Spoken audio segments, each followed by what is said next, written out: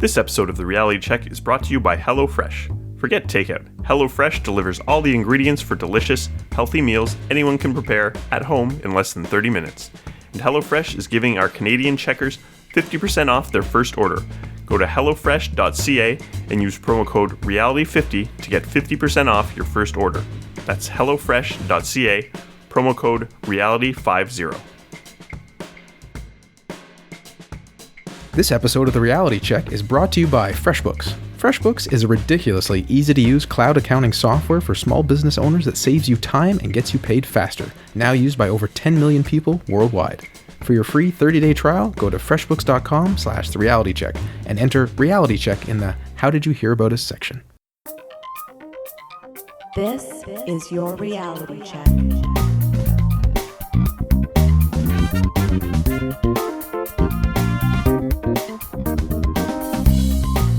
Hi everyone, and welcome to The Reality Check, the weekly Canadian show that explores a wide range of controversies and curiosities using science and critical thinking. This is the show for October 24th, 2017, and I'm your host, Darren McKee. With me, as usual, are Adam Gardner. What's up, Cuboids? Christina Roach. Hello. And producer Pat. Hi, everyone. We have three great segments for you today, as usual. Christina is going to explore Halloween folklore versus fact. And then Adam is going to look into fake Melania Trump. But first, I'm going to investigate why is Moonlight blue in movies. My good friend Michael Thompson sent me an article by Lewis McGregor on premiumbeat.com. Of all the beats, I think it's the best. With the title, Why Do Filmmakers Color Grade Moonlight to be Blue? You can find this link at trcpodcast.com. I thought it was interesting and wanted to share. The article starts by asking you to think about the lit moon. When you do that, dearest listeners, what color does the moon seem to you? I think of a mostly white moon, perhaps with some yellow tint, but white. Adam, Christina, Pat, what do you guys think? I think of it as gray. I think the same thing you do, Darren, typically. Whitish, with kind of like a warm sort of light on it, but yellowy. But that's about it. So we're talking about what color is moonlight as opposed to the moon in a movie? No, the lit moon. Gray. I'd go with Adam, like white or gray. Okay. McGregor says the moon has a warm white glow, and the color temperature of the light the moon reflects from the sun is around 4,000 Kelvin. Yet, in film and art, moonlight is often blue, and apparently our visual system may be partially responsible. Before we go much further, we might want to ask whether moonlight in film is actually often blue, lest we assume the premise. I'm tempted to agree here, and it's actually kind of hard to check. Like, you're going to survey all movies that had moonlight in them. Yeah. Googling reveals, well, there's a film called Moonlight. So it's a great film, actually, but not at all helpful for my research. I know E.T. made the moonlight blue, very famous, and the DreamWorks logo also has a bit of a blue tint, but beyond that, I'm not sure. Is the issue that you're standing alone? So we're going to assume it's true for the moment and see where things go. Why would they do this? McGregor says it is due to the Purkinje effect, which he says is, quote, the tendency for the peak luminance sensitivity of the human eye to shift toward the blue end of the color spectrum at low illumination levels. Oh. Jan Evangelista Purkinje, died in 1869, was a polymath and physiology prof in Prague. He often walked outside in the morning before it was bright out and noticed the perception of some flowers' colors were different. In the afternoon sunshine, the flowers are bright red, but at dawn, they look dark. He thought that the eye has two systems for color, one for light intensity and another for low light conditions. He didn't know about rods and cones as they weren't discovered until later, but we do have them. Cones are for color vision in the retina, and we have close to about 5 million of them. Rods, on the other hand, work at very low light levels. We have around 90 million of them, many, many more, but they don't differentiate colors. That said, the rods are most sensitive to shorter wavelengths, the blue-green end of the light spectrum. When light decreases, our eyes go from using cones to using rods. Photopic vision versus scopic vision. We get the sensitivity of seeing, but we can't see the colors. As stated on the Perpetual Enigma blog, quote, in normal daylight, red flowers, which contain a lot of yellow, seem to be very bright, as seen by the cones in the retina. Under very low levels of light, the rods, which are most sensitive to blue-green wavelengths, see the surrounding leaves as being brighter than the red flower. Now, McGregor argues this is why we see moonlight and not the moon as blue. It has to do with our visual system shifting towards one end of the spectrum, which then gives us the illusion of it being more blue. Now, I can't help but briefly talk about the use of red lights, as it's just really cool. Quoting the Wikipedia entry, the insensitivity of rods to long wavelength light has led to the use of red lights under certain special circumstances. For example, in the control rooms of submarines or in research laboratories. In the military, red lights can be used when it is useful to have rods and cones being active. For submarines, the control room must be lit differently to allow crew members to read instrument panels, yet remain dark adjusted. By using red lights or wearing red goggles, the cones can receive enough light to provide photopic vision, namely the high acuity vision required for reading. The rods are not saturated by the bright red light because they are not sensitive to long wavelength light, so the crew members remain dark adapted. Similarly, airplane cockpits use red lights so pilots can read their instruments and maps while maintaining night vision to see outside the aircraft. Neat. Furthermore, red lights are often used in research settings. Many research animals, such as rats and mice, have limited photopic vision, as they have far fewer cone receptors. By using red lights, the animal subjects are kept in the dark, but the humans can still experiment on them. And then I had a flashback to when I worked with rats. I'm like, oh, right, there was that room which had lots of red light at certain times of the day. For the same reason, zoo displays of nocturnal animals are often illuminated with red light. In conclusion, your rods are more sensitive in low light conditions, but responsive to the blue-green end of the spectrum, so colors may shift in that direction, giving Moonlight a bluish color. And using red lights in the military labs is cool. Yeah, very cool. So does this have anything to do with the idea that you should sort of red tint your screens before going to bed? Or is It's that sort an of a whole... excellent question, and I think we should cover whether that's valid on a future show. Yeah. I think it's largely dependent on whether or not you have a dream in your heart.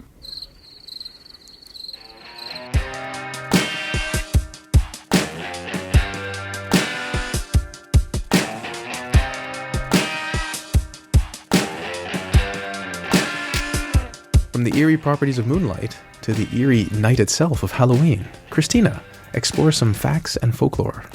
Well, Halloween is almost upon us, and as we know, here in North America, one of its biggest selling points is the fear factor. But you know what's even scarier about Halloween? The same myths about Halloween that keep perpetuated year after year. Now, Darren covered the origins of Halloween around this time last year on episode 420, so please check it out if you're interested in its history. I don't plan going deep on that. But what I will say is Halloween is a holiday celebrated in many countries worldwide. Here in North America, kids dress up in costumes and go door to door and collect candy from neighbors, aka trick-or-treating, while grown-ups dress up in gruesome or highly sexualized outfits and go to parties. Enough said. Yep. So here we go. How many times have you heard that you should thoroughly check your kids' Halloween candy for fear someone has poisoned the candy or planted razor blades or needles in it? So this one's been around since you and I were kids, am I right, Pat? Totally. And it doesn't seem like a terrible idea to check your kids' candy, though. No, of course not. And I do get to that at the end. But this is the quintessential urban myth.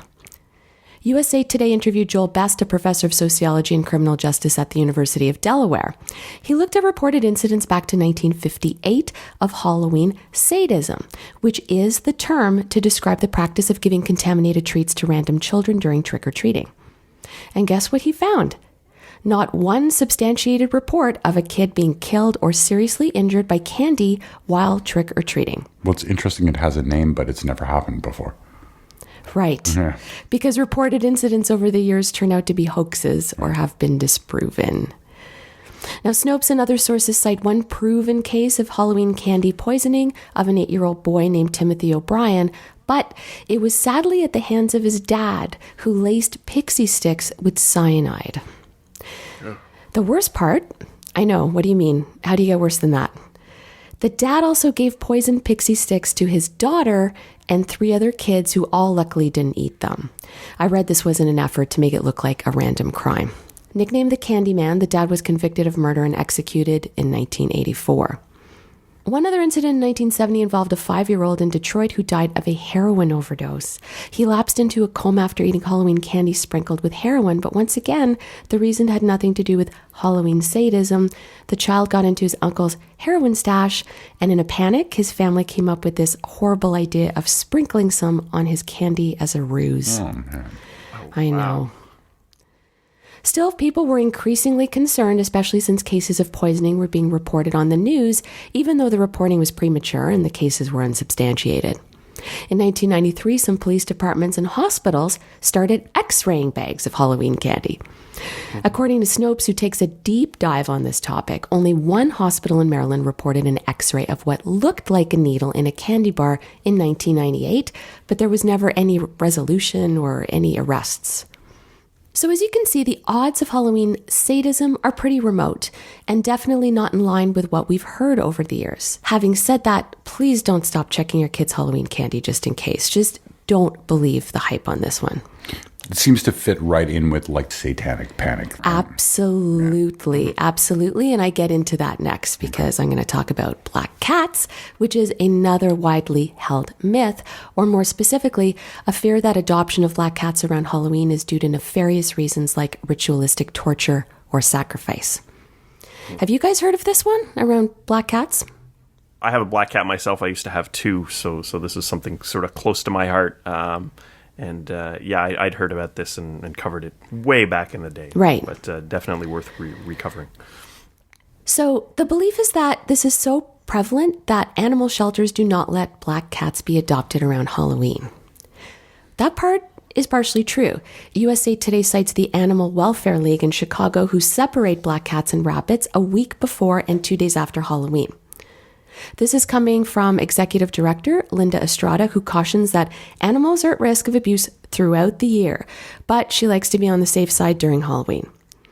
Now, when you learn that a cat was brought into that shelter 1 year before, on the day after Halloween, and that cat had inflicted burns, you can kind of understand why she might make a correlation or be kind of nervous about it, but other shelters also take some steps to prevent cats from falling prey to occultist Halloween practices, even though they don't have any tangible evidence beyond their belief in it.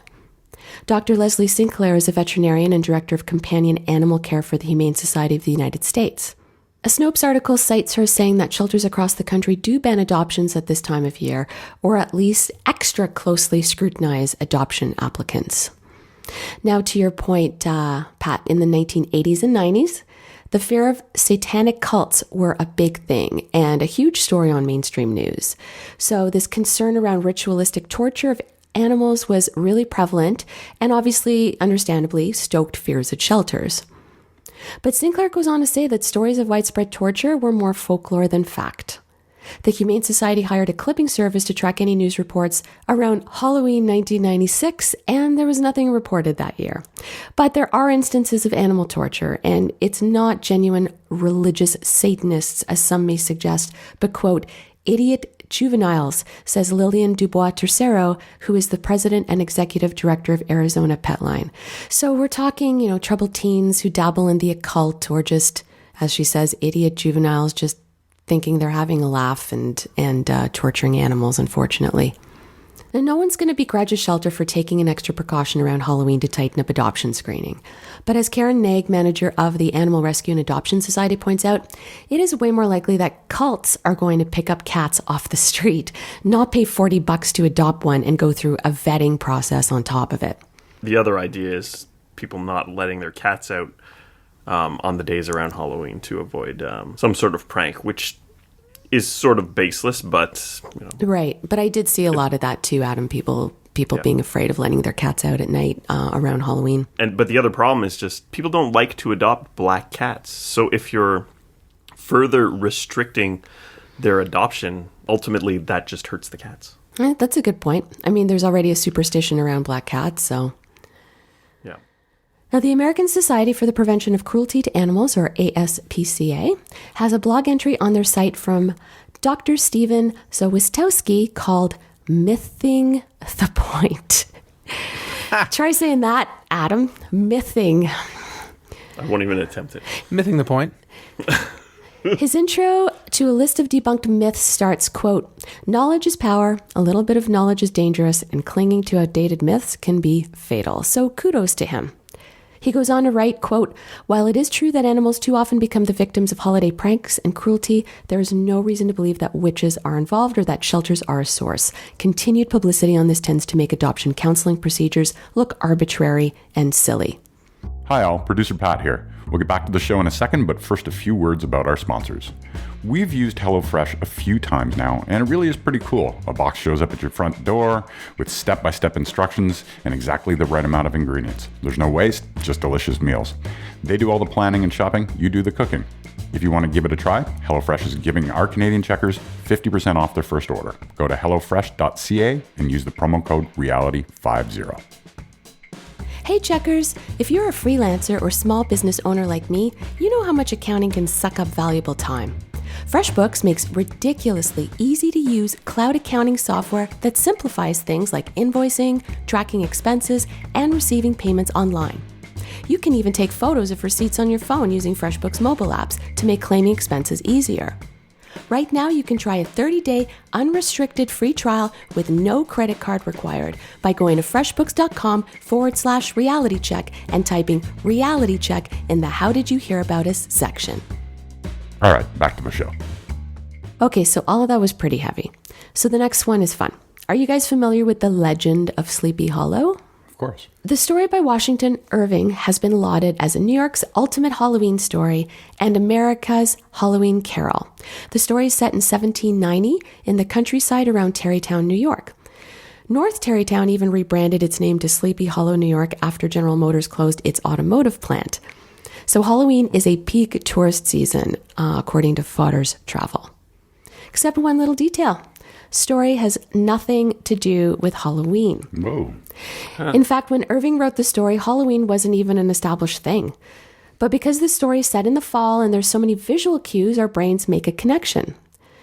And also, Pat, I was thinking maybe the Headless Horseman of Halloween episode of Scooby-Doo in 1976, that may have helped its cause, right? But is there not a guy with a jack-o'-lantern as a head riding a horse part of this? I don't know if the original story he's wearing Halloween, actually a pumpkin. That's in Disney. That might have just and been stuff. his head. They've Okay. yeah. Yeah, I feel like the Disney Ichabod Crane has like the jack-o'-lantern, but I don't know. Like in the movie Sleepy Hollow, it's just the dude's head. Right. One more quick one before I wrap. If you were to pick one image that is the poster child for Halloween, well, it's undoubtedly the pumpkin. Sorry to burst anyone's bubble, but the OG jack-o'-lanterns were actually carved out of turnips and other root vegetables, not our beloved pumpkin. They're examples of preserved 19th century turnip jack-o'-lanterns on display at the Museum of Country Life in Ireland. The practice is said to originate from an old Irish legend about a guy named Stingy Jack, who was forced to wander eternity with a single burning coal after he died. Halloween historian Nicholas Rogers, who authored Halloween from Pagan Ritual to Party Night, said the origin of the candle was that it represented a soul trapped in purgatory. So when immigrants came to the U.S., they found pumpkins made great jack-o'-lanterns and switched from the old turnip and other root vegetables to the pumpkin, and that tradition is continued today. All I can think about is like a Starbucks turnip latte. So. Yeah, Turnip spice? doesn't sound very appealing. The pumpkin certainly is a more convenient thing to use as a jack-o'-lantern. It's easy to carve out. You scoop out the soft innards. The outside is hard. You can carve it. Semi-transparent with the little candle. Thanks, Cristina, for that great overview of Halloween myths.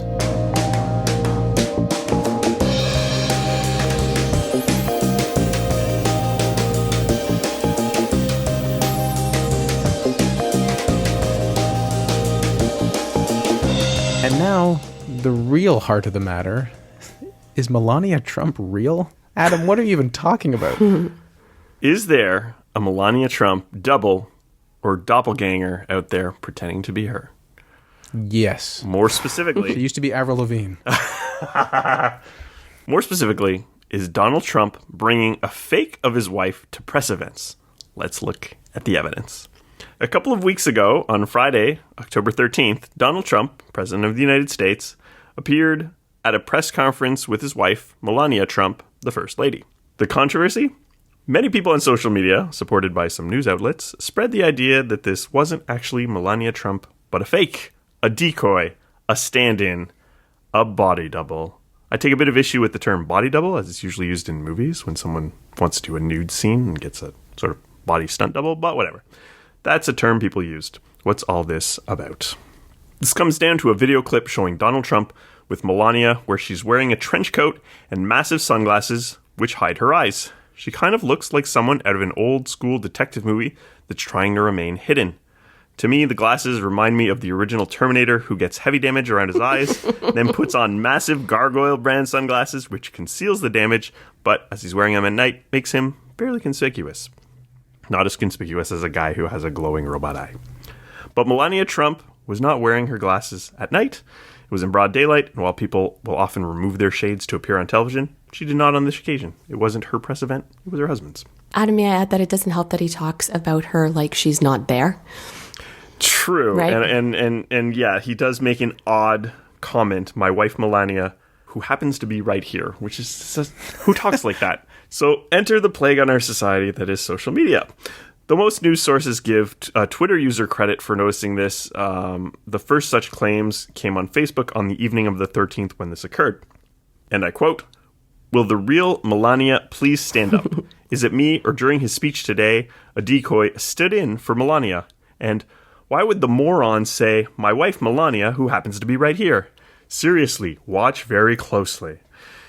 So indeed, like I said, Trump says that line, which just sort of fuels the fire for conspiracy theorists. So this video had 27,000 likes, 140,000 shares as of October 23rd when I prepared this segment. Wow. And then on Twitter, a guy who gets a lot of credit for the conspiracy, because I guess that's where people on Twitter mostly got it from.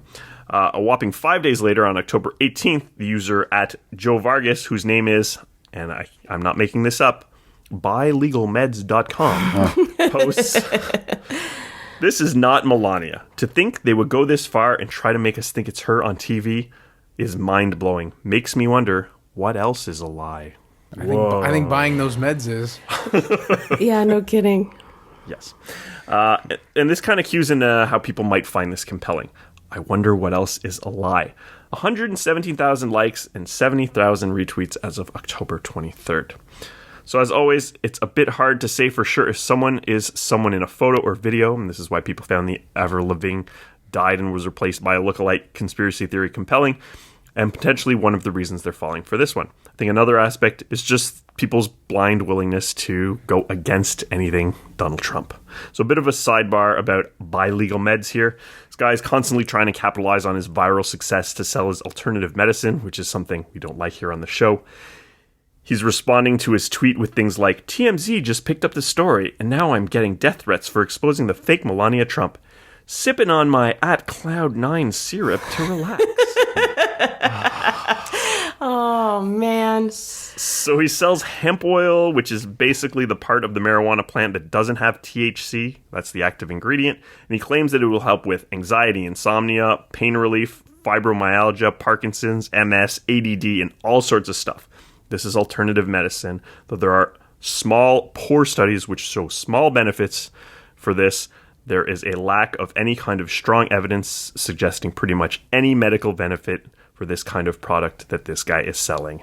Do not buy his, quote, legal meds. Also, in Canada, they're not legal. I love your little sidebar, Adam. It's perfect. Thank you. I just didn't want to, I just want to leave that going in case anyone wanted to buy some legal meds. So, fake Melania. What's the deal? Well, it's not hard to pick this one apart. There are many photos of Melania Trump taken on October 13th where she is wearing the exact same jacket, has her hair styled in the exact same way, and in many of them, she is not wearing glasses and looks just like she always does. People scrutinizing small differences in her hair are just comparing different photos from different days where she styled her hair slightly differently. Claims that her nose is different are just the result of a light-colored part of the inside of the shades, which make her nose look a bit bigger. If her face and lips look a bit odd, it may just be Botox or some other sort of work that was done, and she pretty much always looks like this. This is what her face looks like, this is what her lips look like, sorry. Further, as Snopes points out, the video used in both the Facebook and Twitter posts, which went viral, seemed distorted. Comparing stills of it to stills from the CNN version of the same video show that the conspiracy theory videos are much wider than the real video. This distortion makes her face look as if it's a little more off, just enough that it seems a little more like an imposter. Finally, some claim that she is shorter than the real Melania Trump, suggesting perhaps that Donald Trump hired a shorter double in order to make himself seem taller. But photos of her feet that day showed that she was simply wearing flats. Oh, boy. Jeez. So, this one's a real slam dunk. The other photos really nail it. There's just no question that this was Melania Trump, and there's no basis for this nonsense. Unfortunately, many news sources, perhaps partly joking, play lip service to the possibility that this conspiracy theory could be real without properly demonstrating that it's nonsense. This has left a lot of people believing that she really does have a double, or that it's possible. A few examples from NY Mag, and I quote, "Melania Trump appears to be, well, maybe not Melania Trump." And, "So, is this the real Melania? Probably. Maybe. Who can say?" Slate's article says, "And if anybody in the Trump administration has a body double, it would be Melania," and concludes with, "So the thought that maybe, just maybe, the real Melania is lying in a spa somewhere with cucumbers in her eyes, Darren by her side, binge-watching The Real Housewives of Ljubljana, waiting for 2021, it's simply too delicious to resist." Oh, surely Slate is better than that. I was to say, surely they're not actually in the truth business, but just the advertising business. Yeah. There is no fake Melania Trump. The woman with cartoonishly large designer glasses seen with Donald Trump on October 13th is her, as can be verified by a number of other photos of the same woman without glasses that looks just like Melania Trump. If your political bias allows you to believe nonsense, you're doing something wrong. It's interesting that because I hadn't heard that about distorting the video, but when you do see the pictures side by side, she does look a bit odd. And then coupled with the fact that you are used to seeing her a certain height when she's standing next to him, it did look a little bit weird. But to jump to the conclusion that she's a body double, I mean, she could have also been wearing glasses because she didn't have eye makeup on that day, and she knew she was going in front of cameras and she wasn't taking the glasses off. So yeah, she just didn't put as much work into her makeup that day or something like that. Right. It's not that hard to spot when someone isn't someone.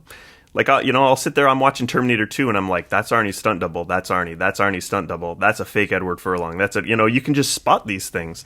So then they'll just have someone sitting there on an HD televised event, not really controlling the situation more than that, just putting a double in. It'd be a huge risk for someone to try to pull off. So while I don't think she's a double, I do think that argument's weak. Okay. T2 was a long time ago. You could at least have referenced Princess Leia, which didn't look right. But more to the point, with advanced CIA technology, Adam, blah, blah, blah. Right? Yeah, because there's a number of different news cameras that would have been on her that day. So they can't control the footage. They would only be able to control the physical event. Right. You'd have a replicant. Right? That's what I'm saying. Yes. Thank you, Adam, and thanks for joining us once again. I talked about how the devil looks different in the pale moonlight. Cristina explored Halloween myths and how there aren't razor blades in your apples, kids. Although you should check anyway, but there aren't. And finally, Adam showed us that the real Melania was standing up, except on flats. Until next time, think better to act better. Peace out, Cubewood. stay classy, not smart-assy. Good night, everyone. For show notes or to discuss this episode, visit our Facebook page and website at trcpodcast.com. For general inquiries or to send a topic or parody suggestion, email info@trcpodcast.com. Help support the show by leaving a review on iTunes and liking us on Facebook. Follow us on Twitter at TRC_podcast.